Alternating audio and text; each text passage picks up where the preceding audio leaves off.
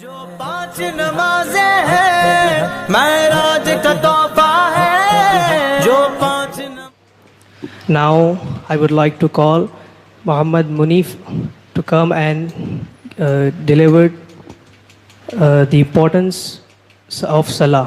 Munif, please come here.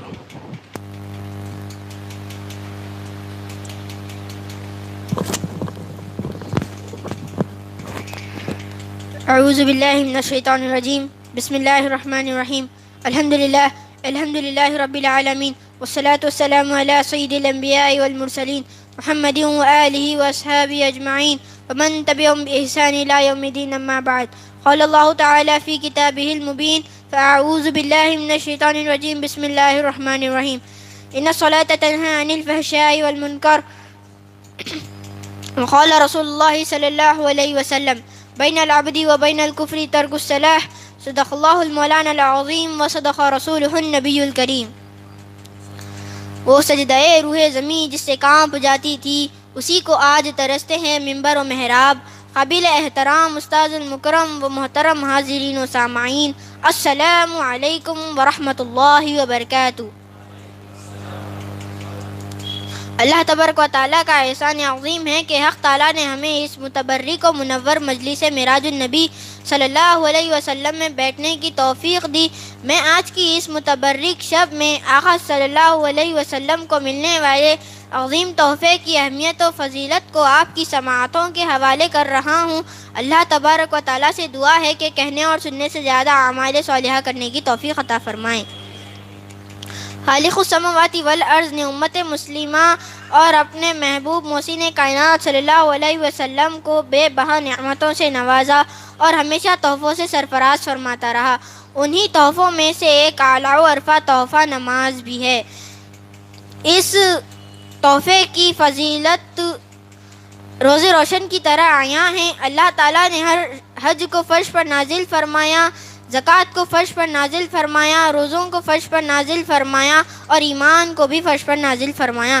لیکن جب باری نماز کی آئی تو اللہ تبارک و تعالیٰ نے حضور صلی اللہ علیہ وسلم سے فرمایا کہ ہم آپ کو ایک عظیم تحفہ عطا کرنے والے ہیں، وہ بہت اعلیٰ و عرفہ ہے، اور اعلیٰ و عرفہ تحفے کو اعلیٰ و عرفہ جگہ پر عطا کیا جاتا ہے، لہٰذا آج کی رات نماز کو عرش الہی پر بلا کر عطا کیا گیا۔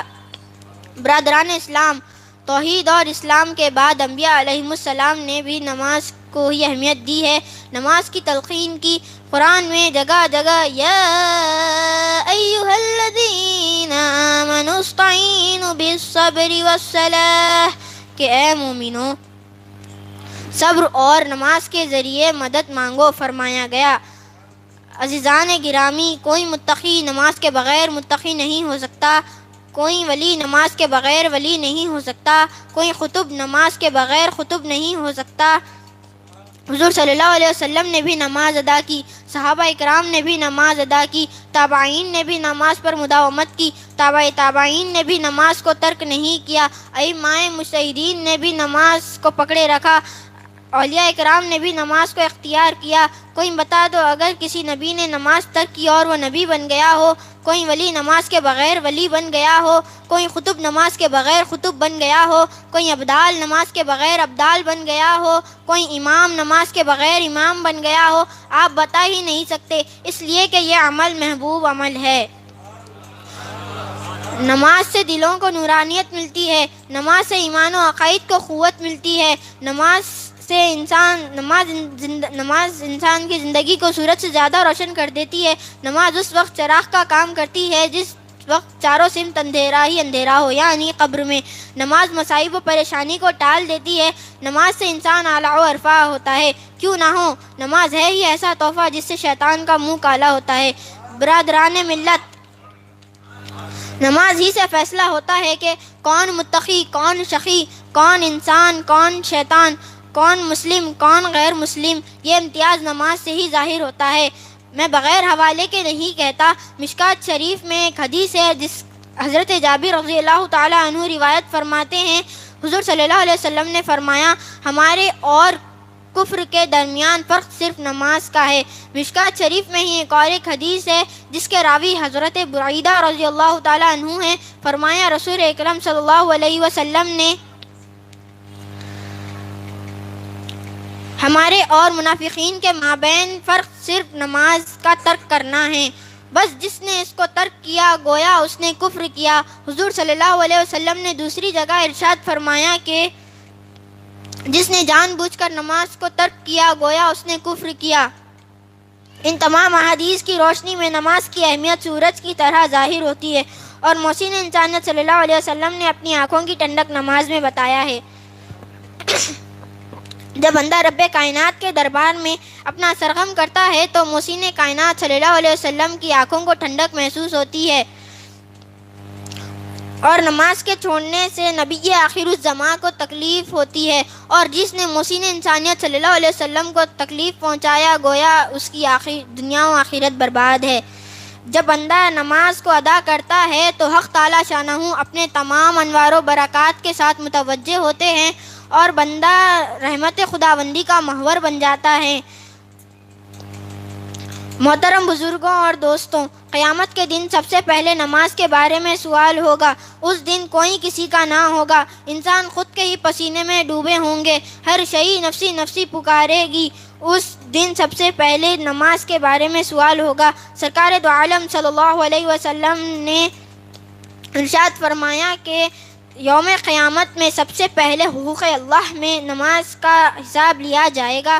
اگر نماز درست نکل آئی تو تمام اعمال درست، اگر نماز ہی خراب نکلی تو سارے اعمال بیکار ہیں۔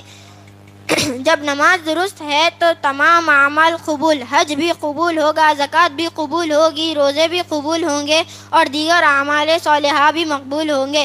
اگر نماز ہی خراب نکلی تو سختی کے ساتھ امتحان ہوگا۔ اللہ ہم سب کے امتحان میں آسانی فرمائے۔ حاضرین ذی وقار، بے نمازی کو تو زمین بھی پسند نہیں کرتی کہ وہ مجھ میں دفن ہو جائے۔ اس پر میں آپ کو ایک واقعہ بتلاتا ہوں۔ سیدنا حضرت عمر فاروق رضی اللہ تعالی عنہ کے خلافت کا دور ہے۔ ایک بڑھیا کا تیل زمین پر گر جاتا ہے تو وہ دربار امیر المؤمنین میں حاضر ہو کر اپنا مطالبہ کرتی ہے اور سیدنا حضرت عمر فاروق رضی اللہ تعالیٰ عنہ ایک پرزہ لیتے ہیں اور اس پر لکھتے ہیں اور کہتے ہیں کہ اس پرزے کو اس جگہ پر رکھنا جہاں پر تمہارا تیل گرا ہو۔ وہ بڑھیا ایسا ہی کرتی ہے تو فوراً زمین سارا تیل اگل دیتی ہے۔ تمام لوگ حیرت زدہ ہو جاتے ہیں کہ آخر یہ ماجرا کیا ہے۔ جب اس پرزے کو کھول کر دیکھتے ہیں تو اس پر لکھا ہوتا ہے کہ اے زمین، اس بڑھیا کا تیل واپس کر دے، ورنہ میں تجھ میں ایسے شخص کو دفن کر دوں گا جو نمازیں چھوڑنے والا ہے۔ حضرات سامعین اکرام، ہمیں اس عبرتناک واقعے سے نصیحت حاصل کرنی چاہیے کہ زمین تارک الصلاح کو پسند نہیں کرتی۔ اگر ہم نمازیں چھوڑیں گے تو قبر میں جانے کے بعد ہمارے ساتھ زمین کیا معاملہ کرے گی؟ اللہ تعالی ہم سب کو قبر کے عذاب سے محفوظ فرمائے اور ہمیں نماز کا پابند بنائے۔ میں اس شعر کے ساتھ اپنی تقریر ختم کرتا ہوں۔ پڑھ نمازیں پن جگانا، نہ کر کوئی بہانہ، اس میں ہے تیری جنت ورنہ دوزخ ہے تیرا ٹھکانہ۔ وما علینا الا البلاغ المبین۔ والسلام علیکم ورحمۃ اللہ وبرکاتہ۔